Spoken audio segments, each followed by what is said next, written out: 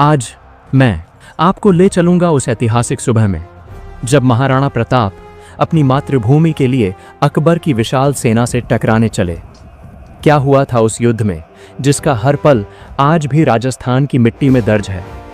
कौन थे वो योद्धा जिनकी कहानियां सुनकर रगों में खून उबाल मारने लगे?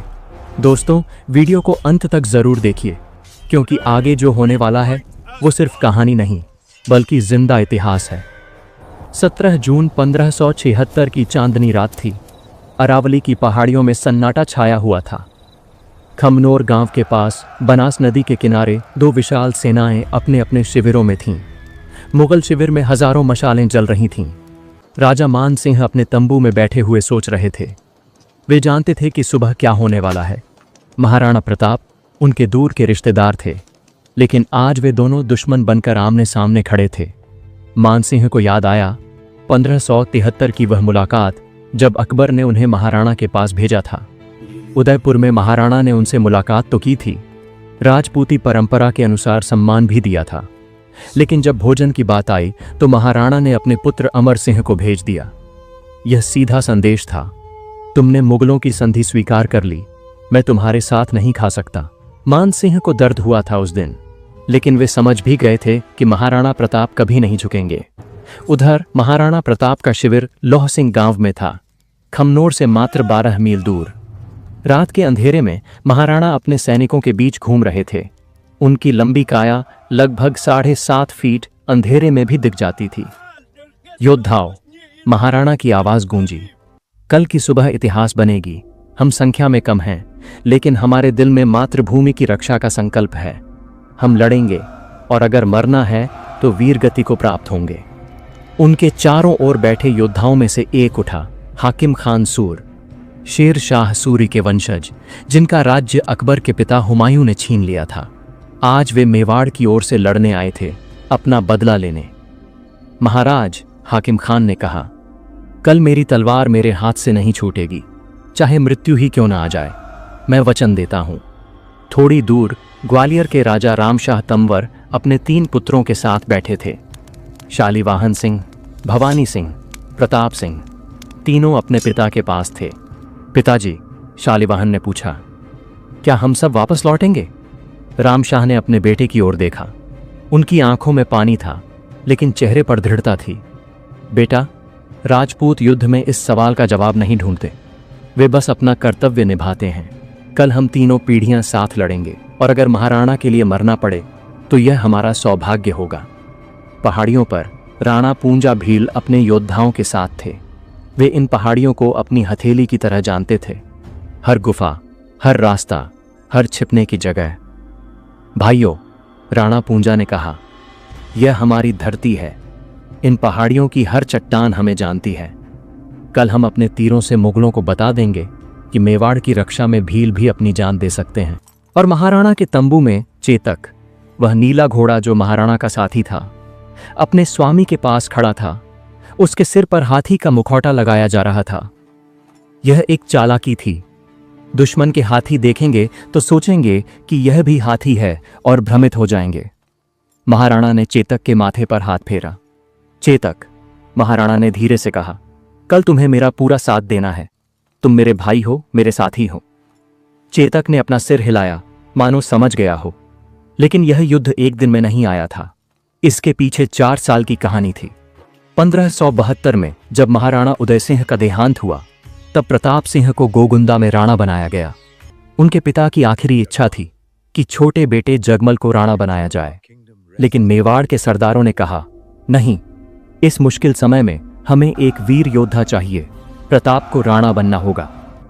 जब महाराणा प्रताप राणा बने तो उन्होंने एक प्रतिज्ञा ली, जब तक चित्तौड़ वापस नहीं जीता जाता, मैं सोने चांदी के बर्तनों में नहीं खाऊंगा, केवल पत्तल में खाऊंगा। मैं नरम बिस्तर पर नहीं सोऊंगा, केवल भूमि पर सोऊंगा। मैं अपनी दाढ़ी नहीं कटवाऊंगा, और मैं राजमहल में नहीं रहूंगा। यह सुनकर पूरे मेवाड़ में सनसनी फैल गई। राजपूताना के दूसरे राज्यों ने, आमेर, मारवाड़, बीकानेर ने अकबर के सामने समर्पण कर दिया था, लेकिन महाराणा प्रताप अकेले खड़े थे। अकबर को यह बात पता चली। उसने सोचा, अगर मेवाड़ भी मान जाए तो पूरा राजपूताना मेरा हो जाएगा। सितंबर 1572 में अकबर ने अपना पहला दूत भेजा, जलाल खान कोरची। वे अकबर के विश्वास पात्र थे। वे महाराणा के पास गए और कहा, महाराणा, सम्राट अकबर आपको बहुत सम्मान देते हैं। आप उनकी अधीनता स्वीकार कर लें। बदले में आपको पूरा मेवाड़ वापस मिल जाएगा, साथ ही अन्य जागीरें भी। महाराणा प्रताप ने उन्हें ध्यान से सुना, फिर बोले, जलाल खान, मैं आपका सम्मान करता हूं, लेकिन आप अकबर से कह दें, चित्तौड़ पर जब उसने हमला किया तो 30,000 निर्दोष लोगों को मार दिया, उनके सिरों का ढेर लगा दिया। क्या मैं उस व्यक्ति के सामने झुक सकता हूं जिसने मेरे पूर्वजों की धरती को खून से रंग दिया? नहीं, कभी नहीं। जलाल खान निराश होकर नवंबर 1572 में वापस लौट गए। अकबर ने दूसरी कोशिश की। जून 1573 में उसने राजा मान सिंह को भेजा। यह एक चालाकी थी, एक राजपूत को दूसरे राजपूत के पास भेजना। महाराणा ने मान सिंह से मुलाकात की।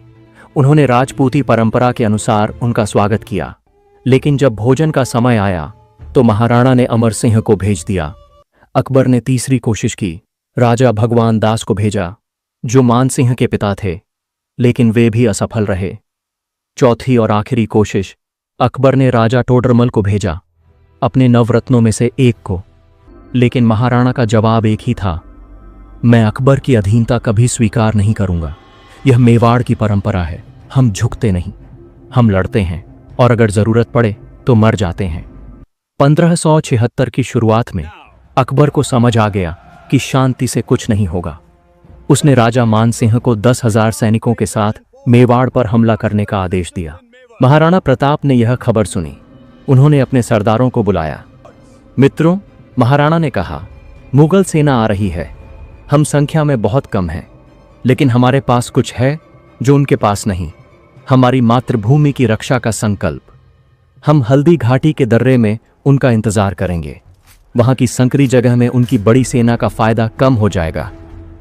18 जून 1576 भोर से 3 घंटे पहले मुगल शिविर में हलचल शुरू हो गई थी। हजारों सैनिक अपने अपने कवच पहन रहे थे। घोड़ों को तैयार किया जा रहा था, हाथियों को सजाया जा रहा था। मुगल सेना की संरचना कुछ ऐसी थी। सबसे आगे सैयद हाशिम बरहा के नेतृत्व में 85 स्काउट्स थे। ये सैनिक सबसे पहले दुश्मन से भिड़ने वाले थे। उनके पीछे अग्रिम दल, इसमें जगन्नाथ कछवाहा के नेतृत्व में राजपूत योद्धा थे और बख्शी अली आसफ खान के नेतृत्व में मुगल सैनिक। फिर माधो सिंह कछवाहा के नेतृत्व में रिजर्व दल। केंद्र में स्वयं राजा मान सिंह हाथी पर सवार। उनके हाथी का नाम मर्दाना था। बाएं पक्ष पर मुल्ला काजी खान और राव लोणकरण थे। दाहिने पक्ष पर बरहा के सैयद, जो मुगल सेना का सबसे मजबूत हिस्सा थे, और पीछे मेहतर खान का रियर गार्ड। नदी पार करते समय नगाड़े बज रहे थे। ढोल की थाप से जमीन कांप रही थी। हाथी चिंघाड़ रहे थे, घोड़े हिनहिना रहे थे। हजारों सैनिकों के कदमों की आवाज एक साथ मिलकर गर्जना बन गई थी।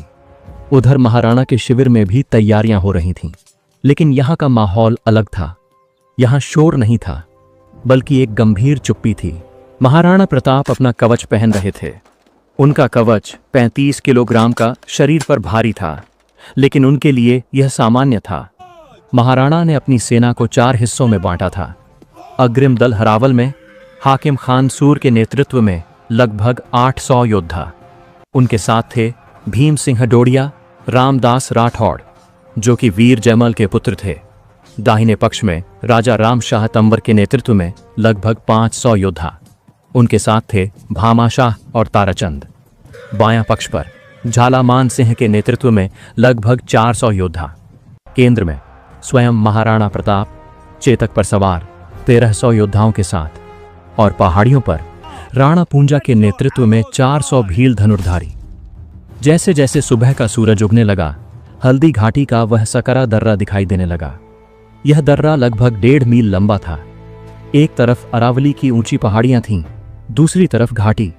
टॉड ने इसे मेवाड़ का थर्मोपाइली कहा था। वैसे ही जैसे यूनान में 300 स्पार्टन योद्धाओं ने लाखों पर्शियन सेना का सामना किया था, वैसे ही यहां महाराणा के योद्धा मुगलों की विशाल सेना का सामना करने वाले थे। सूरज उगने लगा। सुबह की लाली ने आसमान को लाल कर दिया, मानो प्रकृति भी जानती थी कि आज क्या होने वाला है। सूर्योदय के 3 घंटे बाद लगभग सुबह 8 बजे अचानक हल्दी घाटी की पहाड़ियों से एक गर्जना सुनाई दी। हर हर महादेव! महाराणा प्रताप की सेना ने धावा बोल दिया। यह मुगल सेना के लिए बिल्कुल अप्रत्याशित था। वे सोच रहे थे कि वे आगे बढ़ेंगे और राजपूत सेना पीछे हटेगी, लेकिन हुआ उल्टा। हाकिम खान सूर अपने अफगान योद्धाओं के साथ तीर की तरह आगे बढ़े। उन्होंने सीधे सैयद हाशिम बरहा के स्काउट्स पर हमला किया। टकराव इतना भयानक था कि स्काउट्स तुरंत भाग खड़े हुए। वे पीछे की ओर अपनी ही मुख्य सेना में घुस गए, जिससे भारी अफरा तफरी मच गई। बदायूनी, जो खुद इस युद्ध में मौजूद थे, लिखते हैं, टेढ़ी मेढ़ी जमीन, कांटों और सरपीले रास्तों के कारण हमारी सेना के अग्रिम दस्ते और मुख्य सेना में भारी उलझन हो गई और वे पूरी तरह से पराजित हो गए। पहाड़ियों से राणा पूंजा के भील योद्धा तीर बरसा रहे थे। हर तीर निशाने पर बैठ रहा था। मुगल सैनिक समझ नहीं पा रहे थे कि हमला कहां से हो रहा है। हाकिम खान सूर का अग्रिम दल मुगल सेना को चीरता हुआ आगे बढ़ रहा था। उनके साथ थे रामदास राठौड़, भीम सिंह डोडिया। वे मुगलों के बाएं पक्ष को तोड़ते हुए आगे बढ़ रहे थे।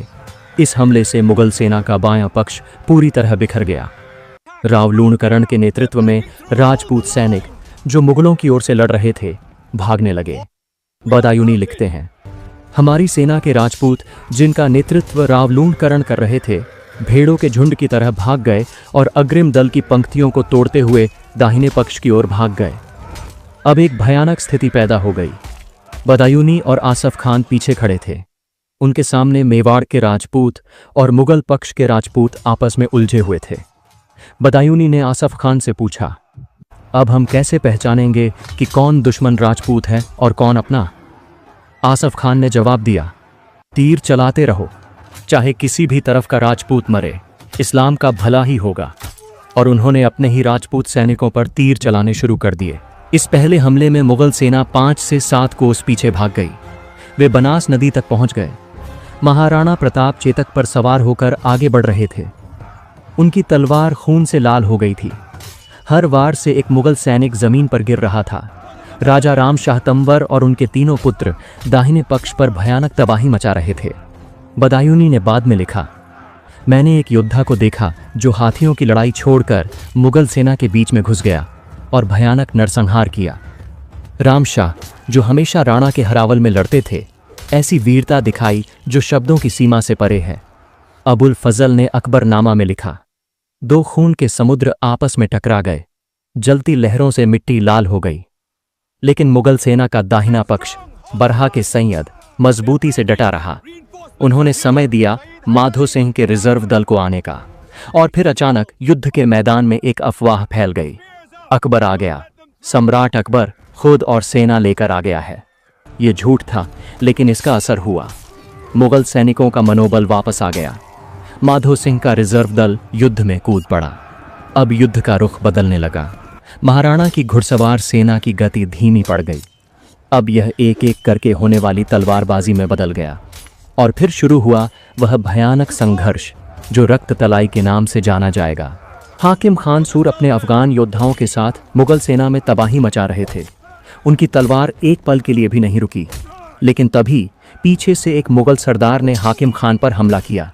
एक ही वार में उनका सिर धड़ से अलग हो गया। लेकिन फिर जो हुआ वह इतिहास में अमर हो गया। हाकिम खान सूर का धड़ बिना सिर के घोड़े पर सवार होकर लड़ता रहा। हाथ में तलवार लिए वह धड़ अगले 5 किलोमीटर तक मुगल सैनिकों को मारता रहा। मुगल सैनिक डर से चीख रहे थे, यह क्या है? यह कैसे संभव है? आखिरकार रक्त तलाई में जाकर वह धड़ गिरा। हाकिम खान सूर ने अपना वचन निभाया था, मेरी तलवार मेरे हाथ से नहीं छूटेगी, चाहे मृत्यु ही क्यों ना आ जाए। उनके शरीर को रक्त तलाई में दफनाया गया, जबकि उनका सिर 5 किलोमीटर दूर खमनोर में दफनाया गया। अब महाराणा ने अपने हाथियों को युद्ध में उतारने का आदेश दिया।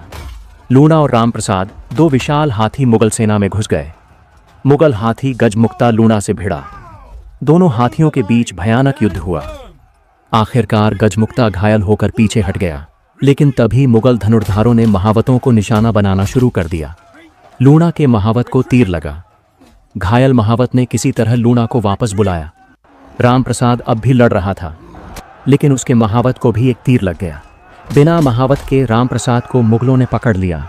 मुगल सैनिक खुश हो गए। उन्होंने राम प्रसाद को कैद में रखा और खाना पानी दिया। लेकिन यह वीर हाथी जो अपने महाराणा के लिए लड़ा था, उसने दुश्मन से खाना पानी लेने से इनकार कर दिया। वह भूखा प्यासा रहा और कुछ दिनों बाद इस वफादार हाथी ने प्राण त्याग दिए। यह था मेवाड़ की वफादारी का जज्बा। जानवर तक अपने स्वामी के प्रति इतने वफादार थे। युद्ध अपने चरम पर था। चारों ओर धूल का गुबार था, तलवारों की खनक थी और खून की धाराएं बह रही थीं। फिर अचानक धूल के बीच से महाराणा प्रताप चेतक पर सवार होकर राजा मानसिंह की ओर बढ़े। मानसिंह एक विशाल हाथी मर्दाना पर बैठे थे। चेतक ने अपने सिर पर हाथी का मुखौटा पहना हुआ था। इस वफादार घोड़े ने अविश्वसनीय साहस दिखाया। चेतक ने अपने दोनों अगले पैर हाथी की सूंड पर रख दी। यह दृश्य देखने लायक था। एक घोड़ा एक विशाल हाथी से भिड़ रहा था। महाराणा प्रताप ने अपना भारी भाला मानसिंह की ओर फेंका। समय जैसे धीमा हो गया। भाला हवा चीरता हुआ मानसिंह की ओर बढ़ा। मानसिंह ने समय पर अपने हौदे में झुककर अपनी जान बचाई। भाला हौदे की स्टील से टकराया और उनका महावत मारा गया। लेकिन इसी बीच हाथी की सूंड में लगी तलवार से चेतक की पिछली टांग में गहरा घाव हो गया। चेतक घायल हो गया। उसकी पिछली टांग से खून बहने लगा। लेकिन इस वफादार घोड़े ने अपने स्वामी को नहीं छोड़ा। महाराणा समझ गए कि अब पीछे हटना होगा। चारों ओर से मुगल सेना ने घेरा डाल दिया था। राजा रामशाह तंवर और उनके तीनों पुत्र शालिवाहन, भवानी, प्रताप और उनका 16 वर्षीय पोता बालभद्र सिंह अब शहीद हो चुके थे। 4 पीढ़ियों ने एक साथ बलिदान दिया था। 300 तोमर राजपूत उनके साथ शहीद हो गए थे। आज भी रक्त तलाई में उनकी छतरियां बनी हुई हैं। महाराणा प्रताप अब घायल हो चुके थे। तीरों और भालों से उनके शरीर पर घाव थे। चेतक भी बुरी तरह घायल था। तभी झाला मानसिंह तेजी से महाराणा के पास आए और उनकी शाही छतरी छीन ली। फिर अपने सिर पर रख ली और बोले, महाराज, आप यहां से निकल जाइए। मेवाड़ को आपकी जरूरत है। मैं आपकी जगह लड़ूंगा। महाराणा ने कहा, नहीं झाला, ये मेरी लड़ाई है। लेकिन झाला मानसिंह ने जोर देकर कहा, महाराज, अगर आपको कुछ हो गया तो मेवाड़ का क्या होगा? आप निकलिए। और झाला मानसिंह ने खुद को महाराणा प्रताप बताते हुए मुगल सेना की ओर धावा बोल दिया। 350 राजपूत योद्धा उनके साथ शामिल हो गए। सबने एक ही नारा लगाया, जय मेवाड़। मुगल सेना ने झाला मानसिंह को घेर लिया, यह सोचकर कि यही महाराणा प्रताप हैं। एक भयंकर युद्ध के बाद झाला मानसिंह और 350 योद्धा शहीद हो गए। इस बीच घायल चेतक अपने स्वामी को लेकर युद्ध भूमि से निकल रहा था। मुगल सेना महाराणा का पीछा कर रही थी, लेकिन चेतक अभी भी अपने स्वामी को ले जा रहा था। उसकी पिछली टांग से खून बह रहा था, लेकिन वह रुका नहीं। आगे बनास नदी की एक धारा थी, 21 फीट चौड़ी। सामान्य परिस्थिति में भी इस धारा को पार करना मुश्किल था और अब चेतक की पिछली टांग घायल थी। लेकिन चेतक ने अपने स्वामी के लिए असंभव को संभव कर दिखाया। उस वफादार घोड़े ने अपनी पिछली टांग में गहरा घाव होने के बावजूद 3 पैरों पर जोर लगाया और एक अविश्वसनीय छलांग लगाई। 21 फीट। चेतक ने महाराणा को नदी के उस पार पहुंचा दिया। मुगल सैनिक जो पीछा कर रहे थे, वे इस चमत्कार को देखकर हैरान रह गए। उनके घोड़े इतनी चौड़ी धारा पार नहीं कर सकते थे। उन्हें पीछे रुकना पड़ा। चेतक ने अपने स्वामी को बचा लिया था, लेकिन अब चेतक की ताकत खत्म हो रही थी। वह किसी तरह महाराणा को लेकर आगे बढ़ रहा था। बालीचा गांव के पास एक पहाड़ी पर पहुंचने के बाद चेतक रुक गया। उसके पैर लड़खड़ाए। महाराणा घोड़े से उतरे। चेतक ने अपने स्वामी की ओर देखा, एक आखिरी बार, मानो कह रहा हो, मैंने अपना वचन निभाया स्वामी, अब मैं जा रहा हूं।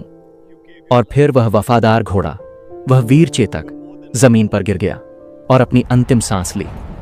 महाराणा प्रताप अपने प्रिय साथी के पास बैठ गए। उनकी आंखों से आंसू बह रहे थे। चेतक, महाराणा ने रोते हुए कहा, तुमने अपनी जान देकर मुझे बचाया। तुम मेरे भाई थे, मेरे साथी थे। मैं कभी तुम्हें नहीं भूलूंगा। आकाश भी रोया। बारिश होने लगी, मानो प्रकृति भी इस वीर घोड़े के बलिदान पर शोक मना रही हो। आज उस स्थान पर चेतक समाधि बनी हुई है। हर साल हजारों लोग वहां जाकर इस वीर घोड़े को नमन करते हैं। रक्त तलाई में युद्ध समाप्त हो रहा था। 4 घंटे तक चला यह भयानक संघर्ष अंततः खत्म हुआ। जब धूल बैठी तो युद्ध का नजारा भयानक था। पूरी रक्त तलाई जिसका नाम वाकई सार्थक हो गया था। खून से लाल थी। बारिश का पानी और खून मिलकर एक लाल तालाब बना गया था। मेवाड़ के 1600 योद्धा शहीद हो गए थे। मुगल सेना के हजारों सैनिक मारे गए थे। हल्दी घाटी की पीली मिट्टी अब लाल हो गई थी। आज भी लोग कहते हैं कि वहां की मिट्टी में लाल रंग की छाप है, उन वीर योद्धाओं के खून की निशानी। मुगल सेना ने युद्धभूमि पर कब्जा कर लिया था, लेकिन उनका उद्देश्य पूरा नहीं हुआ था, महाराणा प्रताप को पकड़ना या मारना। वे असफल रहे। दोस्तों, यह थी हल्दी घाटी के युद्ध की कहानी। यह सिर्फ एक युद्ध नहीं था, यह स्वाभिमान की लड़ाई थी। यह मातृभूमि की रक्षा की कहानी थी। महाराणा प्रताप हार गए या जीते, इस बहस का कोई मतलब नहीं, क्योंकि असली जीत यह थी कि वो कभी नहीं झुके। रक्त तलाई आज भी है, चेतक समाधि आज भी है, और हल्दी घाटी की वह पीली मिट्टी जिसमें आज भी लाल रंग की छाप है, आज भी उन वीर योद्धाओं की कहानी सुनाती है जिन्होंने अपनी मातृभूमि के लिए अपना सब कुछ दे दिया। महाराणा प्रताप, चेतक, हाकिम खान सूर, झाला मानसिंह, रामशाह तंवर, राणा पूंजा, भामा शाह, ये नाम अमर हैं, क्योंकि जो अपनी मातृभूमि के लिए लड़ता है, जो कभी नहीं झुकता, वह कभी मरता नहीं। वह इतिहास के पन्नों में हमेशा जीवित रहता है। जय मेवाड़, जय महाराणा प्रताप। अगर आपको वीडियो पसंद आई तो अपने विचार कमेंट में ज़रूर लिखिए। कौन सा पल सबसे ज़्यादा रोमांचक और भावुक लगा? वीडियो को लाइक करना मत भूलिए ताकि यह वीरता की गाथा और लोगों तक पहुंचे। और हाँ, चैनल को सब्सक्राइब ज़रूर करें ताकि अगले एपिसोड में फिर मिलें।